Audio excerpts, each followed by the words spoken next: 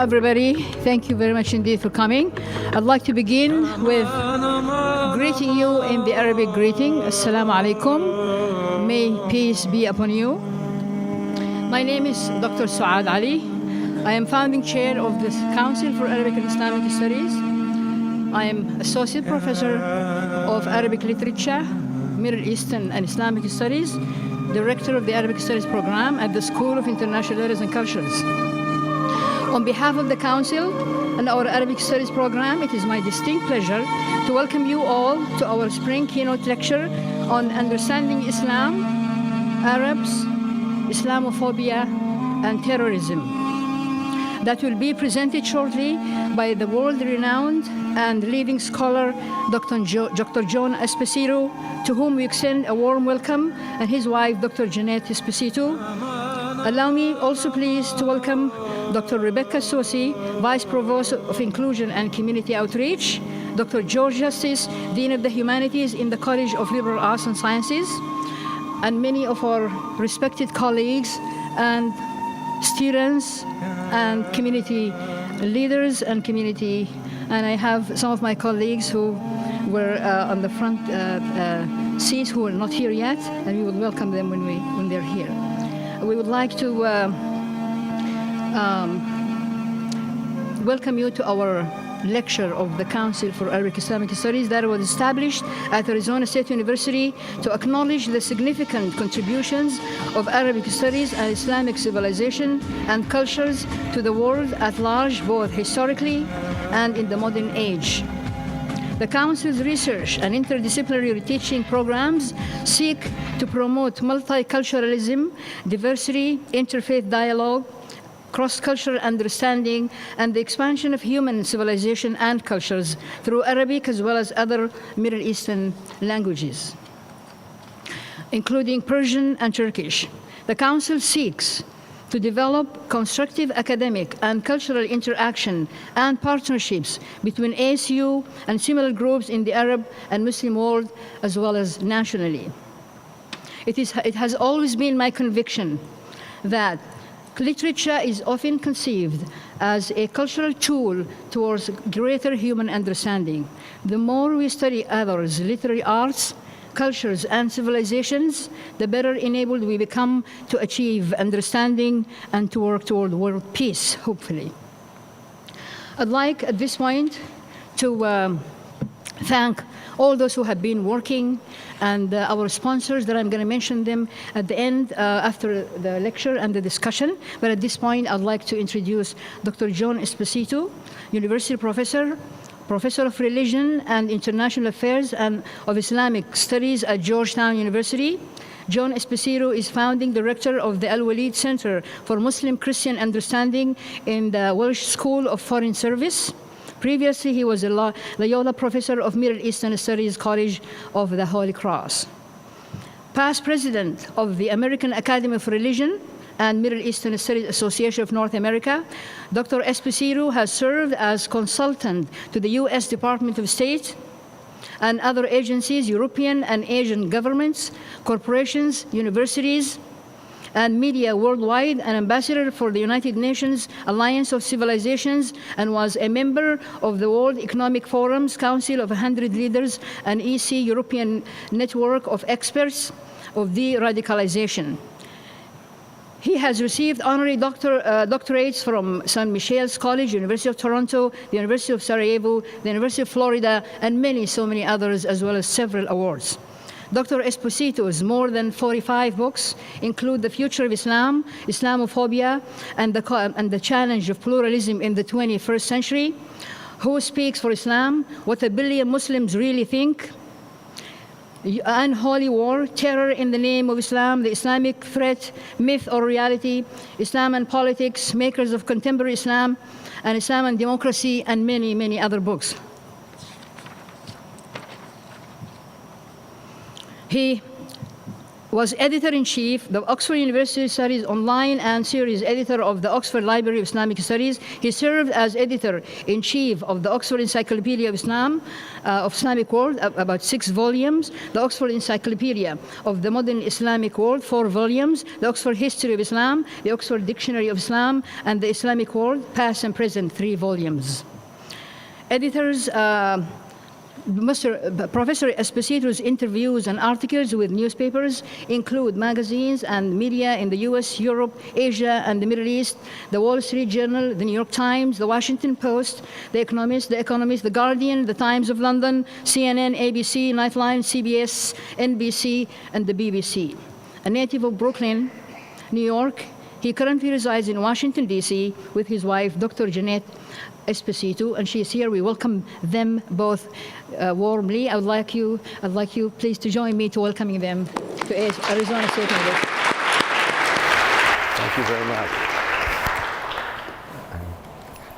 Thank you very much. I'm delighted to be here. I enjoyed that introduction much more than I'm going to enjoy the talk, or that you're going to enjoy the talk.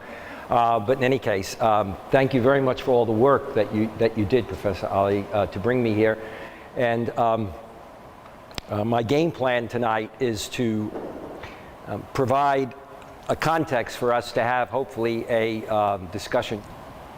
In a sense, I could say, why are we here? Well, Islamophobia has grown exponentially in the last year, far more than since 9/11. And there's good reason for that concern. Also, negative media coverage has grown far more in the last year. And if one watches the presidential debates and listens to Mr. Carson and Mr. Trump, and at times Mr. Cruz and Mr. Rubio, those are probably the most polite ways that I could refer to them in terms of some of the things that they say, but I don't want to go into their politics, just the way in which they handle issues like immigration and Muslims and people who are of color, etc. One can see reasons, but let's really be very upfront and frank about it. Domestic and international terrorist attacks, like Paris, like San Bernardino, the visibility and role of Al-Qaeda and ISIL, but also, often missed, mass and social media, that is mass media and social media, and American presidential elections, and I'll talk about that. The uptick in Islamophobia tends to occur, for example, in 2008, 2010, 2012, the presidential and congressional elections, and we see it also now in the debates. As a result, fear of Islam and Muslims, not just of militant extremists, but fear of the religion of Islam and the vast majority of Muslims who are brushstroked by those actions, has now become normalized in popular culture in America and Europe. According to the Public Religion Research Institute, no religious, social, racial, or ethnic group has been perceived as facing greater discrimination in the US than Muslims. This in turn has had a significant impact on domestic policies, the civil liberties of Muslims, influenced the radicalization of some Muslims in Europe and America, and informed Western foreign policies, from invasion and occupation to drone attacks, which continue today, and the US and EU responses to the Arab Spring and the Arab Winter, and the increased support by the United States and Europe of authoritarian regimes rather than support for democratization. Now, having said all of this, let me say that if this were 30 or 40 years ago, there would be no audience, there would be no topic. When I got into the field let's just say when I got into the field quite a few decades ago, there was no interest in Islam or Muslims. I had been in a monastery for 10 years, then became a Vatican II young Catholic theologian, teaching theology in a Catholic college. And when I said I was going to study Islam, all of my colleagues said, "You'll never get a job," because the idea was Catholic institutions will always have theology departments. What is Islam about? As my colleague said, and these were educated people, why are you going into that abracadabra field? To talk about Islam was to be equated with Arabs. To talk about Arabs was visions of Bedouin, deserts, harems, etc. Today we exchange that image with the image of terrorists and Kalashnikovs. So that was the approach. When I finished my degree, they were indeed right. There were no jobs. The only reason I got a job was that I had graduate degrees in Christianity. I majored in Islam, and you had to minor in two religions. I minored in Hinduism and Zen Buddhism. But as for Islam and Muslims, that was invisible. What put Islam on the map was the Iranian Revolution. But what that meant was that for most Americans, as indeed for most Europeans, their engagement with Islam and Muslims came through the lens of a revolution which took Americans hostages, and which for many Americans meant the engagement was looking at your TV and seeing people shout death to America. Well, you don't have to be intelligent to say there are people that don't like us. But when it was seen as a global threat, that is when Ayatollah Khomeini talked about and called upon other Islamic revolutions in the Gulf, and in a sense, getting beyond that, that became the way in which things were seen. Now, let me give you an idea of what it meant in those days. In those days, Muslims were invisible in the American landscape. Yes, there were Muslims here, but they didn't stand out. If people saw somebody who was a Muslim, they'd identify them as, let's say, a Kuwaiti if they knew them, or an Egyptian or an Iranian. They'd say, who are you? Just the way somebody would say, I'm Italian American, or I'm Polish American, or just, I'm American. Many would just be identified by their ethnic background. Post-Iran, more and more you had situations where Arabs were denounced or stopped on buses because people had a problem with Iranians. And that continued for many years. 9/11 really put it over the top in terms of simply taking a whole group of people and lumping them together under the word Muslim. I happened to be in Australia doing a series of lectures, and I spoke with a young woman. She wasn't young at this time. Well, she was relatively young. Relative to my age, everybody's young. But anyway. But she was probably in her 40s, had come there as a young Greek girl and was now a member of the parliament. And she noted that before 9/11, people who came from various parts of the Muslim world were seen in terms of their ethnic background, just as she was seen as Greek. After 9/11, everybody got lumped together. Okay? To give you an idea of the situation, in those days you had the Today Show, and every day the Today Show would have coverage of the hostages, the hostage taking. So they'd have somebody at the gate waiting to hear the spokesperson, whose name was Miriam, talk about what the condition of the hostages were like. Well, one morning, Tom Brokaw, who happened to be the person who was the main person running the program, interrupted the broadcast to say, let me tell you about the religion of Islam. Islam is the second largest of the world's religions. It has a prophet named Muhammad, and it has a sacred book called the Quran. That indicated how much he thought your average American viewer knew about Islam and Muslims. That is nothing. And what he told them was still next to nothing. And this is in an America where we see ourselves as one of the most educated countries in the world. Until the latest debates, but I don't want to go down that road again. I just sit there and I want to correct them for their language, their syntax, their civility, etc. But in any case, anybody at that time who had been traveling overseas, your average American, who had been traveling overseas, would be stunned if they went to any country and somebody said that they had never heard the word Jesus, Moses, Bible, Jew, or Christian. I mean, in other words, they would feel that's part of the kind of vocabulary. I knew as a young academic I ran into it. I'd be in a context and I'd say something like to a colleague who might be a scholar of Romance languages, and they'd say, how was your trip to Lebanon? I'd say, I came back from Pakistan. He'd say, Lebanon, Pakistan, they're all the same.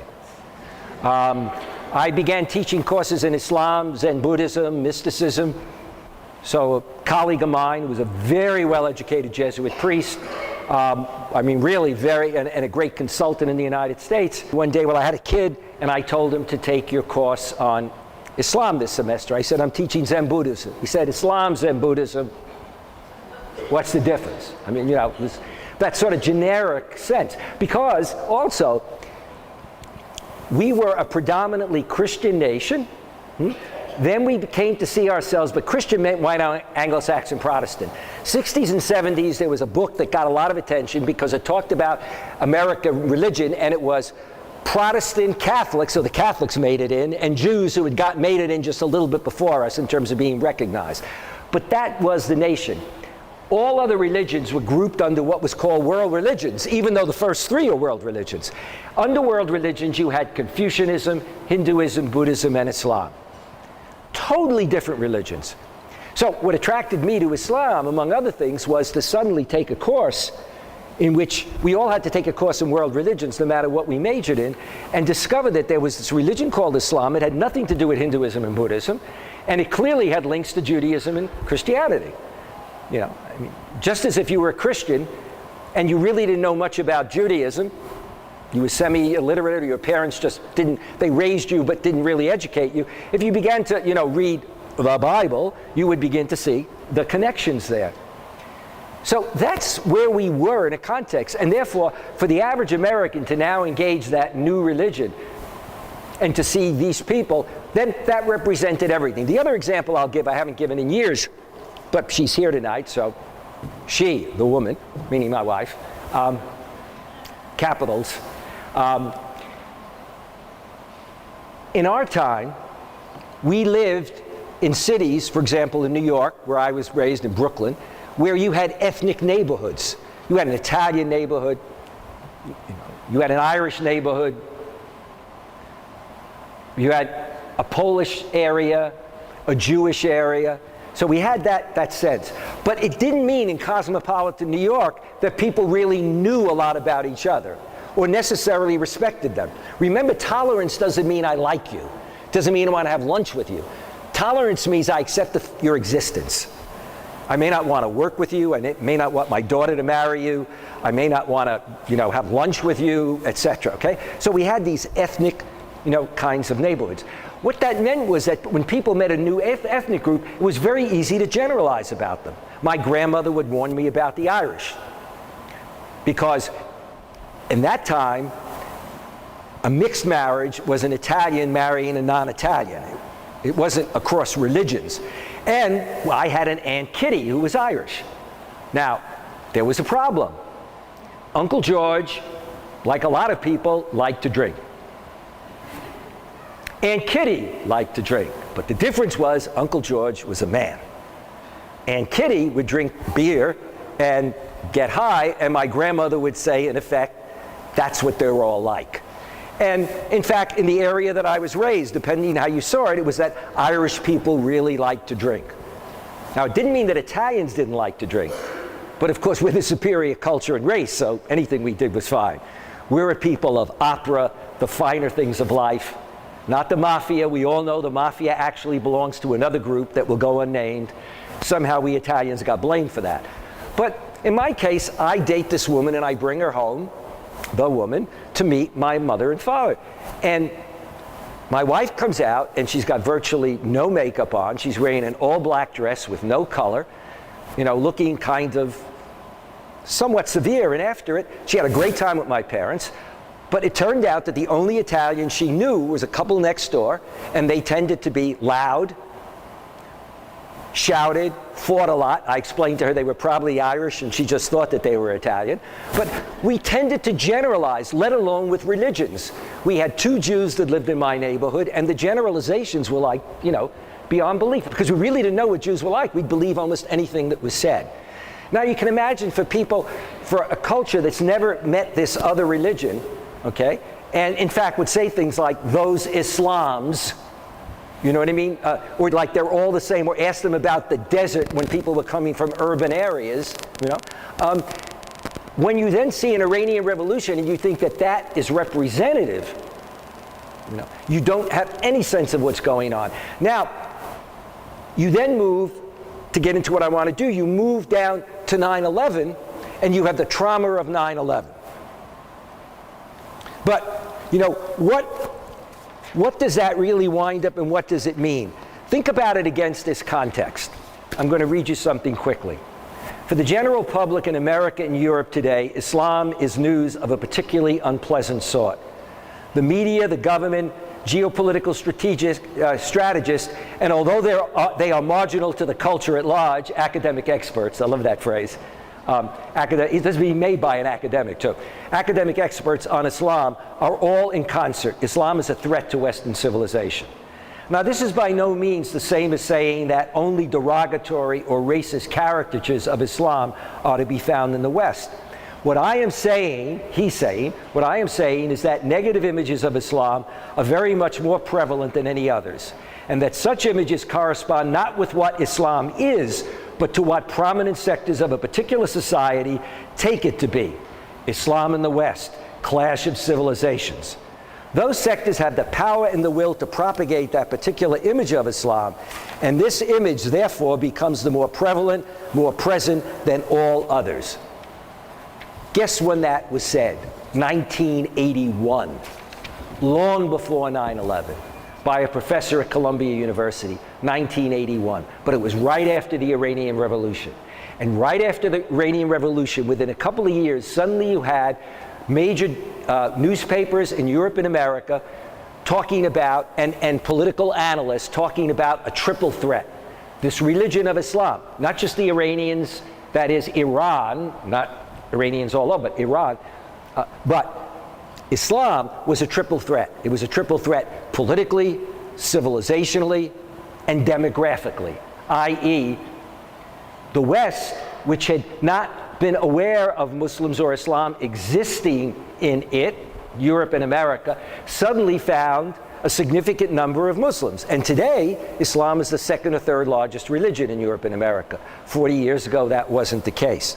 So in the 1990s, you see this notion of a triple threat. Now, when 9/11 comes along, now we have the real threat. Now, it's kind of a little difficult, and I say this with a certain amount of respect, but if you really want to think about what a trauma it was for us, okay? 3,000 people being killed is an absolute tragedy. And in fact, it was a little bit less, but it's an absolute tragedy, 3,000 people, okay? But think about Hiroshima, Nagasaki.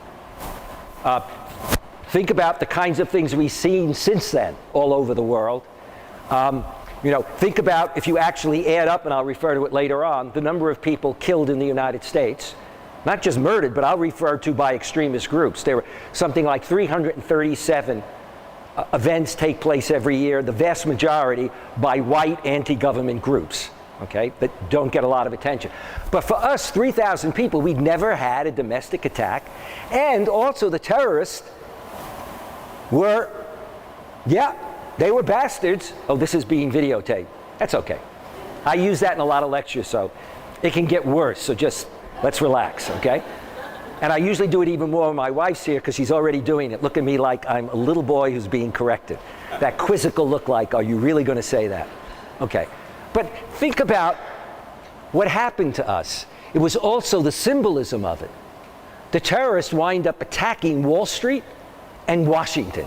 I mean, there was symbolism there, you know? They didn't attack Idaho, or you know what I mean? Or Wells Fargo in Idaho. It would have been terrible if people got killed there, even if they had knocked out a good part of the city, but it wouldn't have had, that's why they were able to affect the economy the way they did. They were able to put such fear, because for people, it was, if New York and Washington can get hit, then every city, every place. And then we know what happened. Politicians found it convenient whenever there was an election. Karl Rove was known, you don't have to believe me, you go on the internet, you read major newspapers, when he would advise President Bush when he would go to run, and indeed politicians knew, playing the fear threat, you had to show your muscle. And if you were a president, somebody running for president, you were never in the military, you had to show your muscle even more. And when you then became a president, if you were never in the military, you had to show your muscle. You always had to be talking about, to protect yourself when you were going to go into elections, that it was going to be security. Even if we went through a period when there were no other really great attacks, you always had to be, you were vulnerable to somebody saying, you were not protecting America. Okay. Post 9/11 is when you then see this tremendous growth in those early years in mass media and then in social media, of not simply an analysis and a criticism of violent terrorists, but indeed of the religion of Islam and Muslims. Because people began to say it's not just extremists that are a problem, it's their religion. So, for example, we have an abortion clinic bombing by a Christian group, even a minister. We've had that kind of thing take place.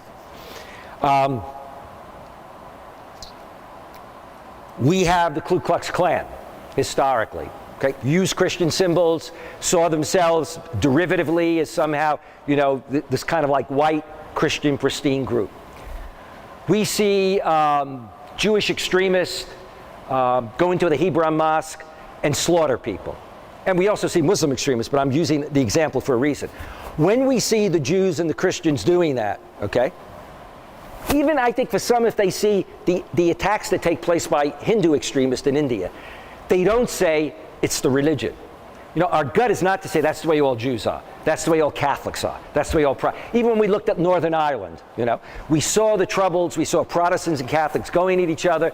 We saw the leader of the Protestants using religious language, referring to, the Pope in Catholicism as, the whore, Babylon, etc. But nobody said that's what all Protestants are like. I mean, people in America didn't say, well, we got to worry about Protestants. We got to worry about, all Catholics, okay? So in that context, you begin to then see, though, this indiscriminate, where you begin to see headlines that are not just saying that there's a clash of civilizations. It's a broad notion of a clash of civilizations. Not a clash between extremists and non-extremists, but it's like a clash between Islam and the West. Whatever the West is. I mean, it's ironic. We don't say between even, so you've got a massive cultural phrase, the West, and then you use a religion. It would be different if you said between Muslim extremists and whatever, or between some Muslim countries and whatever. Now, it's interesting because how many of you have ever heard the name Sam Huntington? Okay, the Clash of Civilizations. Well, Sam, in his article in his book, when he talks about the Clash of Civilizations, he doesn't say Muslim countries have bloody borders. Many of them do. He used the phrase, Islam has bloody borders. You see, language matters. And I know I debated him after he did his book. I also debated him after his article, but I did a TV show and asked him when he did the book, why didn't he change it to Muslim countries? And he just wouldn't answer. It was Islam has. Now, you could say, well, there are certain passages in the Quran, and I can answer that later, but all I'd say to you is, have you ever read the Bible? Far more passages that deal with violence and terror in the Old Testament, for example. And in some sections of the Old Testament, you're talking about genocide. Kill all the women, children, animals, et cetera, et cetera. But we know how to contextualize and put that in a context. We don't say, well, that's those people's book, because for many of us, that's our book. So we know how to contextualize that. And we do the same thing, with regard to Christianity. I mean, a lot of Christians like to just say, look at the New Testament. When it's convenient, they go to the Old Testament. But all you have to do is go to Christian history after the 3rd century, and then you've got the Inquisition, you've got the Crusades, etc. But we always see the bad stuff is when people have gone astray. There's always that way of playing it out. That doesn't happen in terms of the media. Now, let me give you an idea of what this means.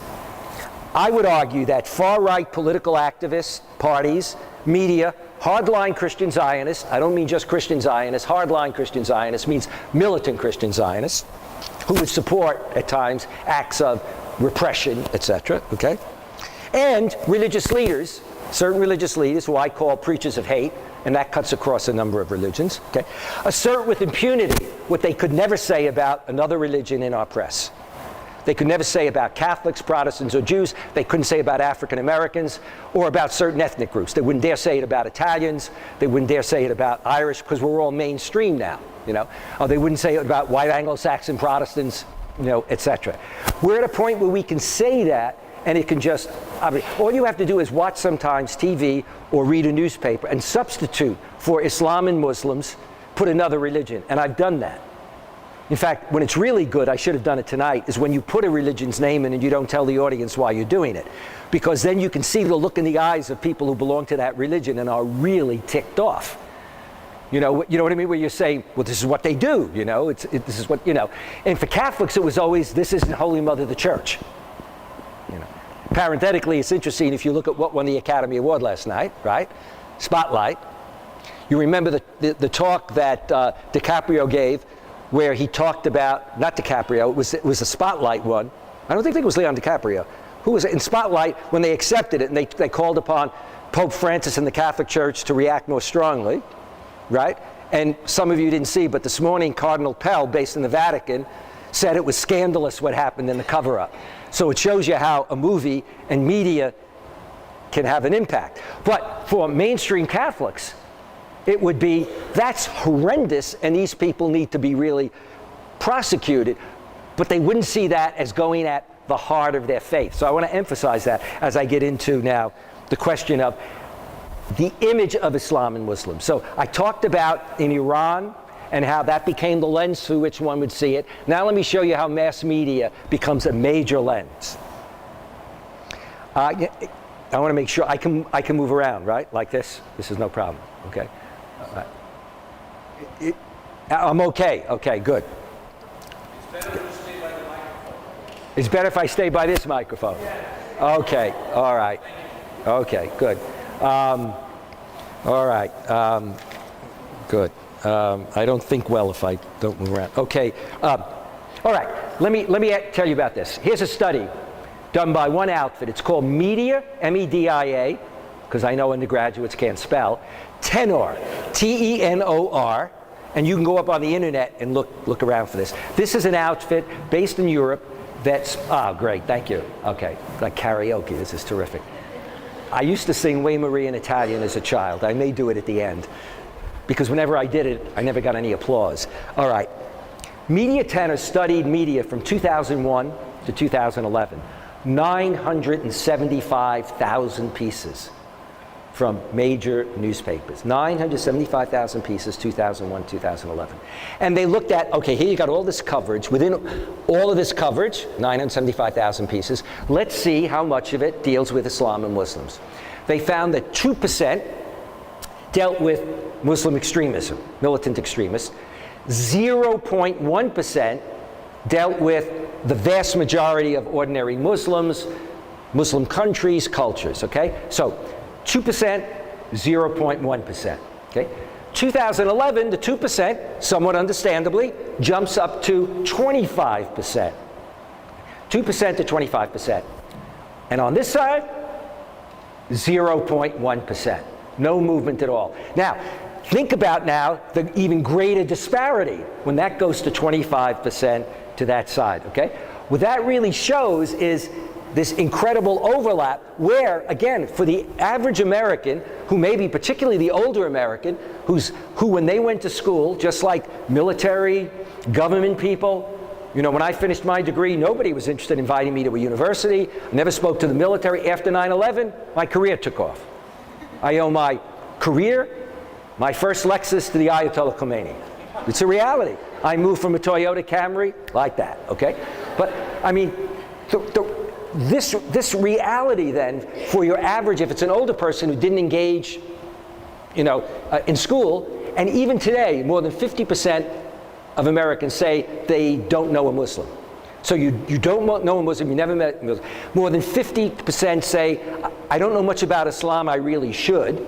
And 55%, when asked about Islam and Muslims, say nothing or I don't know. Okay? In that context then, and this is the mass media, they're getting it from mass media. You know, they're getting it from newspapers, they're getting it from TV, okay? Now, let's ratchet that up and look at a more recent study, and then I'll get to social media. A Media Tenor report in 2015 basically says things have gotten much worse. 80% of the media coverage that they studied was negative. And to give you an example, media coverage in the US, UK, and Germany, those three countries, 9 out of 10 stories, articles were negative, 9 out of 10. Even the stories about mainstream Muslims, more than 50% lean towards the negative. When they featured personalities, when you look, only 5% of the coverage dealt with individuals. When they did, they were overwhelmingly warlords and so-called jihadists. Because, why? Because for media, as for all of what we do, it's the bottom line. And for media, if it bleeds, it leads. Now, this isn't just a phrase that I made up. You talk to media people. We ran a big conference on media, and we had the editor-in-chief of Newsweek. We had the Washington Post. The editor-in-chief of Newsweek at that time was a guy with a PhD, won 2 Pulitzer Prizes for writing about people like Jefferson. So he was an intellectual, but also an editor. When he was asked by some Muslims in the audience, why don't you cover more mainstream? He said, you know, I have to be honest. He said, what sells is conflict and conflict discourse. Put your TV on at night. In any city, first thing that leads off is local murders, then international murders, you know, and then if things are slow, there's a train wreck in Japan. I mean, you know, it's a reality. And then at the end, they always have that one story, you know, about the little kid who got saved, and somebody told me lately about another channel and was so happy about it because he said, oh, they always have 2 stories at the end. But if you notice, most of the stories that they do anyway are like 15 seconds.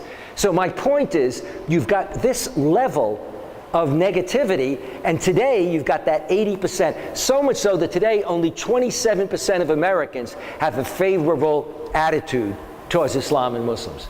27%. Now, let me give you just a little bit to back that up a little bit more.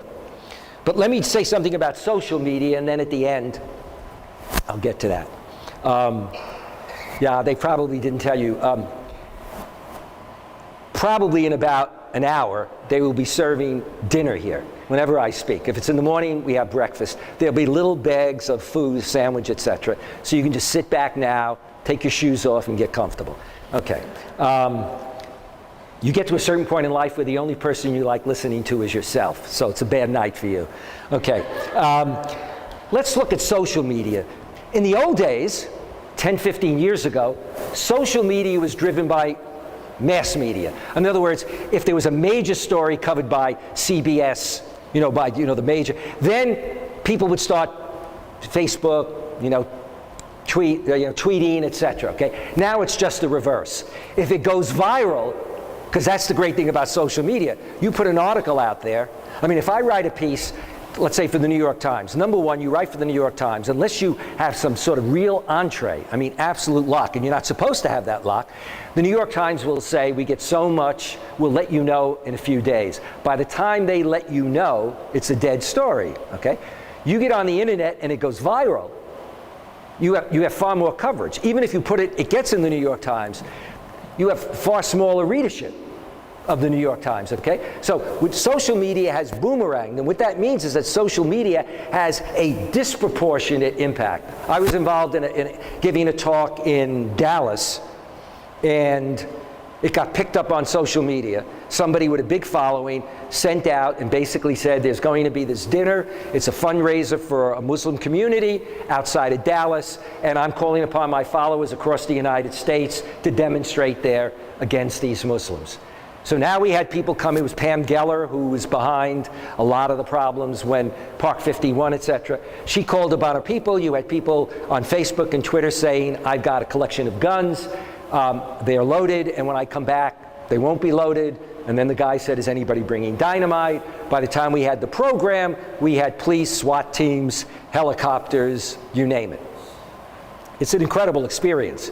On the other hand, you can feel like you're somewhat important at that point. It's not like you just show up today quietly, you walk up the stairs, people don't know who you are, the kid wants to stop you, If like you go do an event sometimes and people want to stop me when I'm the speaker and say, wait a minute, we got to give you a card, are you going to get in? Suddenly you get all this at the personal bodyguards, but that's what somebody was able to do on the internet. And why? Once she did that and it caught on, then Ed O'Reilly put it on. In the old days, it was when Ed O'Reilly did it that got picked up the other way. So you've got that kind of impact. Now, what does that really mean? You've got a lot of bloggers and you've got a lot of websites, okay, that are easily identified as criticizing Islam and Muslims. So you've got Jihad Watch or Answering Islam, etc. But you also have a lot of websites like Pajama Media, family security, American thinker. You want to look at American thinker. It's a good sign of the failure of American education. I mean, when I first thought of it, I thought American thinker, this could probably have some interesting articles. They tend to be very far right, very anti-immigrant, and have a real problem with Muslims. But they tend to cross-fertilize each other. Now, why are they so significant and why do they have an impact? 2 studies based on IRS returns. So these studies are not studies where you can say, well, these are claims about how much money gets pumped and how much they have. It's all based on IRS returns. One was done by the Center for American Progress and found that over a 10-year period, 6 major philanthropies had donated $42.5 million to these folks. Not that they necessarily, all of them knew how bad these folks were, because these were major philanthropies that would give them money and then other people would distribute it to other people, okay? Another outfit, CAIS, did a study, a 3-year study, and found $119 million. So you're talking about a very well-funded machine, you know? And that's just the tip of the iceberg. Remember, these are just 2 studies, okay? And remember, also, when I use this word Islamophobia, the first time that word was used in America was at the time of the so-called mosque at Ground Zero, Park 51. What we call Islamophobia, which is anti-Islam and anti-Muslim, it doesn't mean criticizing Muslim militants. It doesn't mean criticizing empirically the religion of Islam, that you see something that you don't like, you don't understand, or criticizing some Muslims. It means discrimination. It means bias. It means hate speech. It means hate crimes, okay? That word was never used in America until the Park 51. Time magazine was the first major publication to have on its cover the question, is America Islamophobic? And it answered the question in the affirmative. It was a very good article that was done. But that was the first time. We just had no sense that that phenomenon existed. You know, we just had no sense of it. Just as we've had no sense until the latest FBI report that the #1 threat in terms of terrorist threat comes from white anti-government organizations. And from other organizations have also done those studies. Okay, so as a result of this kind of coverage, what does that lead to? It leads to a situation where in the American elections in 2000 and 2012, you had Colin Powell saying, so what if President Obama were a Muslim? He's not, but so what? Because of the way it was cast. 2008 and 2012, you remember, religion was very much out there. Is the president a Muslim? The birther question, which Mr. Trump and others brought forth. You had many candidates talking about Islam and Muslims directly. One candidate suggesting maybe we ought to wiretap all the mosques in America. Not maybe we operate the way we do in American law. If we think there's a problem with a church or a mosque or people that are there, then you get a subpoena and you go monitor, but rather a blanket monitor. Maybe we should have special ID cards. Maybe we should have special regulations, not only profiling, but special regulations, special limitations on people. Okay, all of that started to come in during that period. Okay. More recently, we have Mr. Trump saying that we should keep all Muslims out for the time being. We have Mr. Trump saying maybe we should shut down mosques. We have Mr. Trump saying that maybe a technique we should use with the terrorists is, and he got into a whole thing about shooting with bullets and talked about General Pershing. If you wanted the Q&A, I'll answer that. But in order to make it even more appealing to people, he said, we'll dip the bullets in pig's blood, knowing that Muslims like Jews don't eat pig, and then we'll dip it in, and then we'll tell them we're going to shoot those kinds of bullets into them to set a tone. And I think the story went something like that General Pershing took 50 people, had 49 executed. The 50th guy thought he was going to be executed. The gun did not fire bullets, and then the idea was, look at what happened to the other 49. Now go back and tell your people what we're going to do to you. So that's the way we're going to solve. Mr. Carson said that, in fact, a Muslim would have to disassociate himself from his faith and his beliefs in order to be able to become president. When it was pointed out that that goes against the Constitution, he kept silent. Now, here's the interesting thing.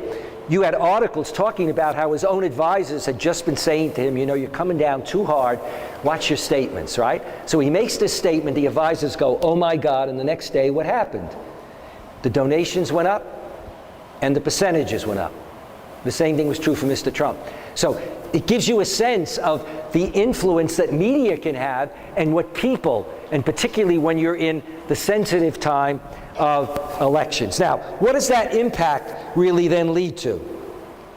You know, what are the actual sort of facts that we have? Who are Muslims? Who are American Muslims? The hard data that we have from the Gallup organization, from Pew, it runs completely against the image that you hear. Educationally, for Muslims, Muslims are second to American Jews in terms of religious communities in America, in terms of education. Second to American Jews. 40% have college degrees versus 29%. 40% versus 29% of Americans overall.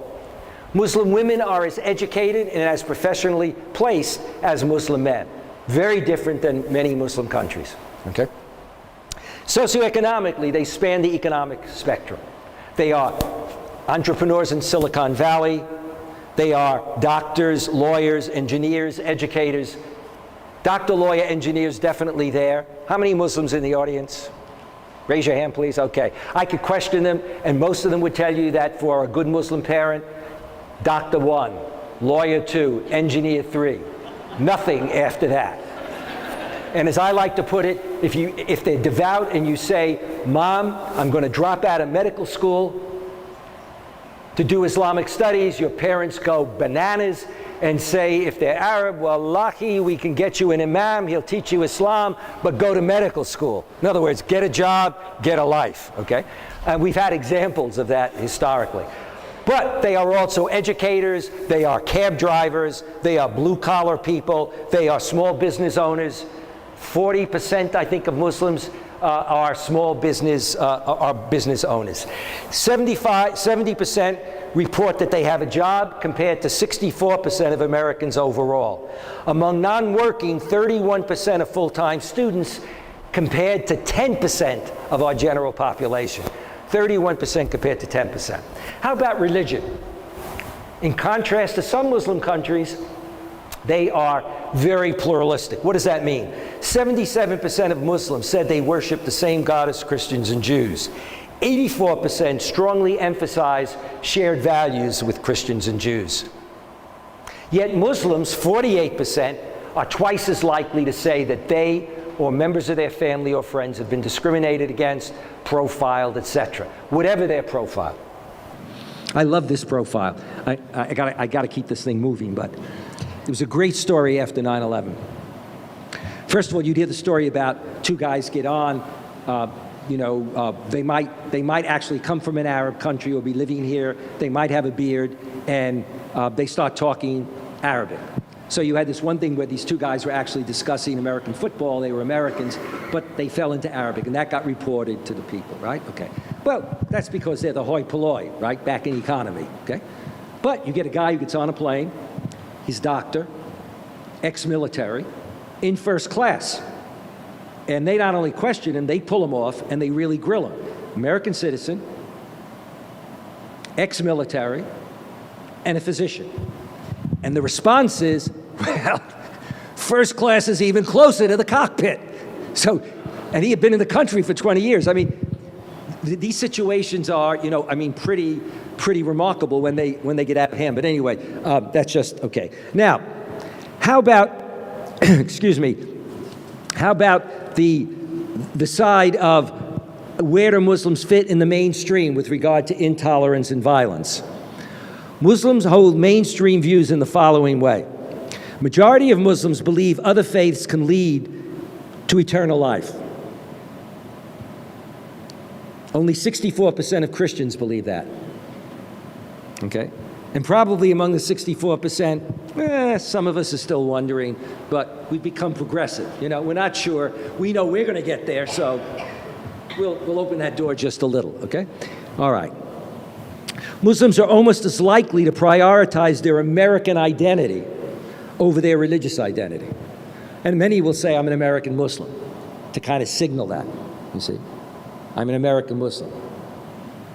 I say I'm an Italian American. So it's interesting when I started to reflect on that.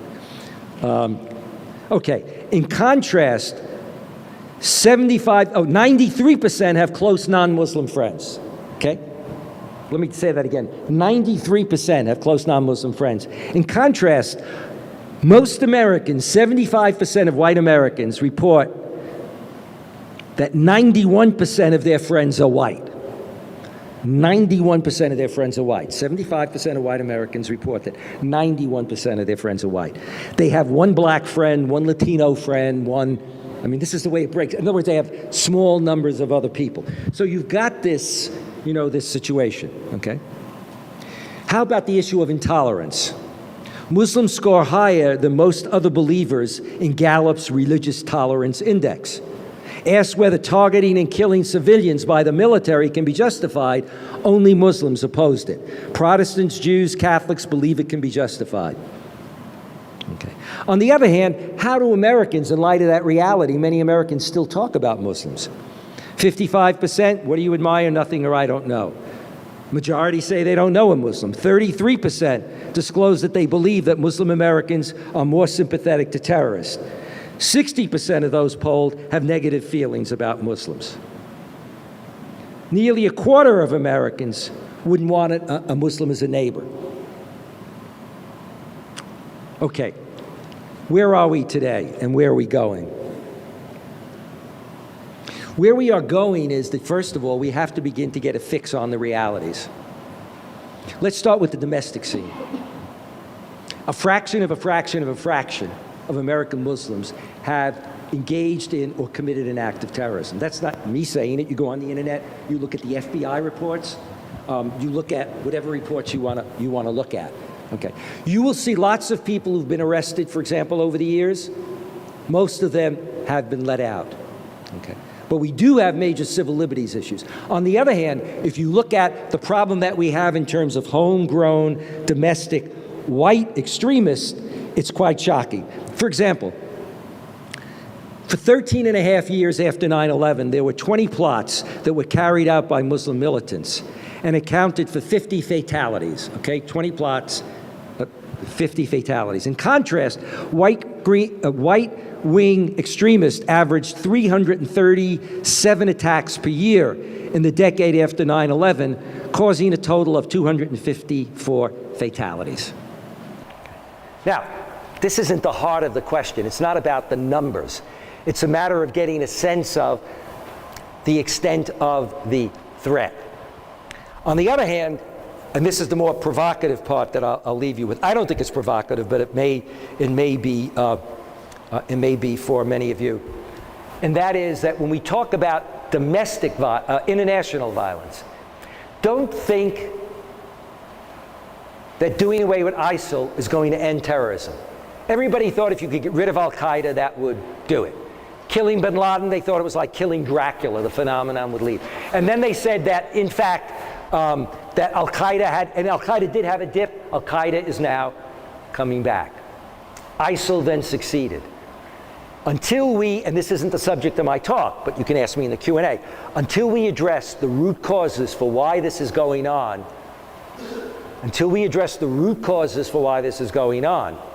the conditions that exist in the region, the nature of the governments in the region, which are mostly authoritarian and repressive, does not make for happy campers, and the fact that the US and many of the European countries support those authoritarian regimes, provide the very weapons and the training that are used against their people, we're going to have this international problem. In the old days, it would have been done in the name of socialism, radical socialism, or if you will, radical Arab nationalism. Now it'll be done in the name of religion. Why? Because when you appeal to religion, it gives you a much more firm base. I lived during World War II. I was a young kid, but all the movies always had the chaplain saying, we're going to win because God's on our side. So when somebody's going in a battle, it's not enough that your president, who's just a human being, says, go and die for me. But if you say, we're going to win because we're on God's side, and if you have a belief, as President Reagan did, when so many of our Marines were killed in Lebanon, he said, we don't need to pray for them, we know they're in heaven. In other words, when you die for a good cause and you die for other people and you're fighting on God's side, that's why extremists. If you go back to bin Laden's first big speech, you can look it up, he gave it on CNN. The whole first part was appealing to the grievances that many have in the region about their governments, about Palestine and Israel. And then the last part, when he then said, this is what we ought to do, then he began to appeal to religion and say, this is what God wants us to do. But this is what all religious extremists do, to justify. Because what a religious extremist wants to be able to say is, remember, all religions say that they are compassionate. I mean, you don't get, religious extremists who blow up an abortion clinic don't say that Jesus wasn't compassionate and that Christianity isn't. Jews, Christians, and Muslims all say that the basic truth of their religion is love of God and love of neighbor. And yet the extremists who will say that they are part of their mainstream faith commit their acts. Why? Because they say these are unusual times. And in unusual times, in other words, when you're really under siege and threatened, then you're facing a horrific reality, then it's legitimate for you to act the other way. And the best way to legitimate it is to do it in the name of God. Not simply in the name of the leader. Okay? All right. But where are we then when we talk about Islamophobia today, and why is it significant? We need to put it into focus because Islamophobia in America is now at its worst place. On the other hand, there are some signs of change. Some people have gotten very upset that major politicians have said, don't let any Muslims in the country, or have said we shouldn't allow any Syrian refugees in, when in fact the Syrian refugees are victims. And they are victims of a very government that we say is terrible, and they are victims of a Western foreign policy that stayed back and watched the whole situation devolve. And so we do have some politicians stepping forward. And so you have somebody like Paul Ryan taking issue with, for example, somebody like Donald Trump on this. I mean, that can be a good sign. We have major media beginning to cover some of these stories. We have universities drafting statements. We have a project that we have called The Bridge.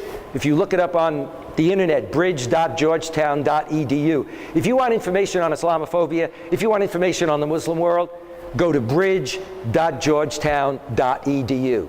If you want information on what's going on historically today on a lot of these issues. If you're listening and saying, are there statistics to back up X or Y? Go on there, you'll find most of those statistics. Bridge.georgetown.edu. Now, we don't have it there, but you should feel free to take out that checkbook or to wire transfer. If you want to feel safest, I'll give you my personal wire transfer. And then I promise I will give that money over to the center. And in any case, okay. But why is it important to us? Our strength as a country, we pride ourselves on being a country that is new, a country that is multi-religious, multi-ethnic. We don't have a long history. We don't have a long history of being a group of white people of the same ethnic group who speak the same language. And therefore, when suddenly we're faced with the browning, and this goes on in a number of countries like Sweden and Denmark, etc., people are basically saying, well, you can't be a Dane. Now, it's not to say that there aren't Danes that don't feel differently, but Germany, until a few years ago, you could be a second-generation Muslim, second generation, born in the country. You could never become a citizen. You could have a university education, etc. It was harder for them. We always prided ourselves. You got the Statue of Liberty, welcoming everybody to come. We believe in our democratic principles. We believe in our freedoms. If we make an exception of a group in America, we're doing exactly what we did to the Japanese. We're doing what we did in the old days to Native Americans. We're doing what was done to ethnic Catholics when they first came. And you had signs saying, no blacks, Jews, or Italians need apply, or some other ethnic group. And we run that risk. When, as I said, the data is, you've got this overwhelming number of Muslims who are part of the mosaic. And also, there's no overwhelming number of Muslims in the country. They're a very small percentage of the population. But it's ironic, If I tell somebody that there are, whatever the numbers, 2.5 million, 6 million, first presumption, let me just ask you as an honest thing. If I say to you there are 6 million Muslims, how many of you think, 6 million Muslims, they must be religious? How many of you think they must be religious? Almost nobody raises their hand. This is incredible. You're either on drugs or you're very unique here and have an incredible program. I mean, stats show that most people think that, for example, most Muslims go to mosque regularly, that they pray regularly. There are many Muslims who do. There are lots of Muslims who do not, as exist in other groups. I'm not saying that that means that a good Muslim is somebody who doesn't go to mosque. I'm saying there's this kind of underlying presupposition. It's almost as if people forget that Muslims are like everybody else who may be believers. Their belief is important, but what's really important for them often is the education of their kids, their jobs, their safety, their security. Major polls show that while there are many in America that don't like, in the Muslim world that don't like American foreign policy, the vast majority of Muslims admire America for its education, its freedoms, its technology. Want the very same things and want it for themselves. And guess what? That's what Americans pride themselves on and say they're most proud of. And most people in the Muslim world have the same major concern that most Americans do: security. Why? Because 90% of those who suffer from extremist attacks are in the Muslim world. So you've got that issue, and you've got the issue here where we have a majority of the population that's totally integrated, and yet there's a disproportionate problem with profiling and civil liberties. In major cases. So it's our job, it seems to me, to be sure that America's strong. And that's why our elections are so important. For some of you who are older, you remember a time when people would vote, but they'd vote straight party. Or they'd vote or they wouldn't vote. You don't have a choice today, because people would just leave it up and figure everything will work out. In other words, you sort of roughly trust the person who's going to be your senator or member of the House. Might not be the best person in the world, but you didn't expect that it could lead to a tragedy. We live in a world now where at any point in time, somebody can say, let's go to war. Do you know what I mean? It's not a time when it's just like minor stuff. And we live in a time when if we go to war, there are tremendous economic, let alone the human situation, repercussions. Okay? Or if we provoke or feed terrorism, we've learned there are tremendous costs to that. So we as voters have to be concerned about our presidential elections, about our congressional elections. And we have to be concerned about how the next generation is educated. Thank you.